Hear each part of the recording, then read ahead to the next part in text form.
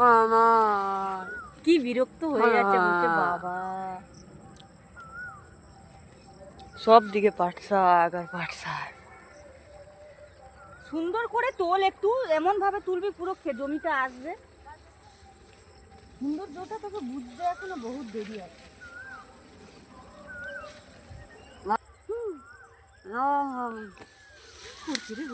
আর জানিস না ব্রো, লোকে ওখানে আছে বলে লোকটা পিটিয়েও দেবে দেখবি। হ্যাঁ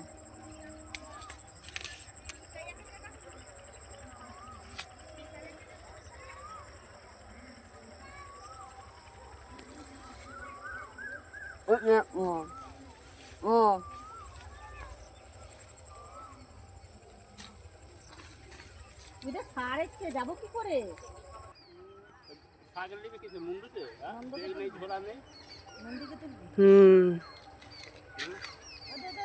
লক্ষ্মীরা এক জায়গায় রয়েছে লুচি আর দুজনা খাবা না, আমরা খাই। ব্যাপারটা কি বলবো? ব্যাপারটা কি? বাড়ির যাই তো খাওয়া খাইতে। হ্যাঁ হ্যাঁ থাকবো না মাঠে।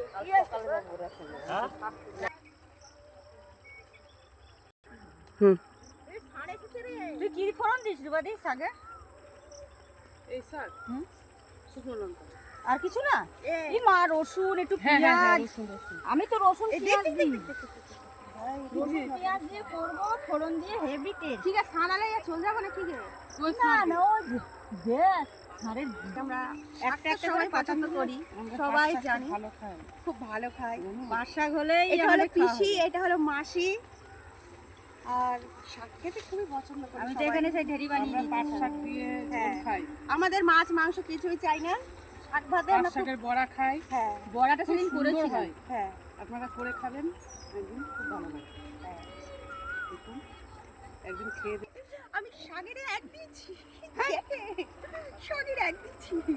পাট শাক, এই পাট শাক, পাট শাক পিসি পাট শাক গরম গরম ভাতের সাথেই ভালো লাগে। গরম গরম ভাতের এই গরম গরম ভাতে খান। এই যে এক দিয়ে দিচ্ছি।